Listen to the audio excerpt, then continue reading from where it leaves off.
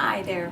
If your English Bulldog's getting a lot of yeast infection in their ears, you can give them plain, like a tablespoon of plain yogurt every time you give them their food. And make sure it's plain yogurt and that it has live active cultures in it, which the two brands I know of that have that are Activia and Dannon, and they say it right on the label that it has live active cultures. That's the best stuff, but make sure it's plain because you don't want the stuff that has the sugars in it, because that can cause the yeast infection to get worse, not better. And the dog doesn't need the sugar. The other thing for the ears, yeast infection in the ears, is there's Zymox. You can find it on the internet, and it's a liquid form in a bottle, and I've asked my vet about it and he said he had never heard of it, but I use it all the time and it works great, and it covers all 3 different types of ear infections that they can get. So the Zymox, it's Zymox, and you can find it on the internet, and I get the one with the hydrocortisone in it for swelling, just in case, because usually if they have an ear infection there's probably some swelling going on as well in there. And so use the Zymox for the ear infections, and if they have a yeast infection on their belly, sometimes there's some recipes on the internet.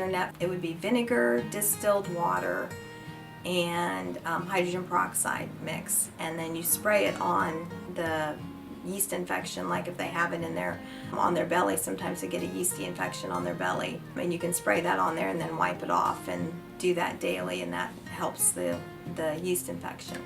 And if the yeast infections aren't better within about a week after doing the treatments on them, then you probably need to get them to the vet and see if there's something else that he needs to give you for them.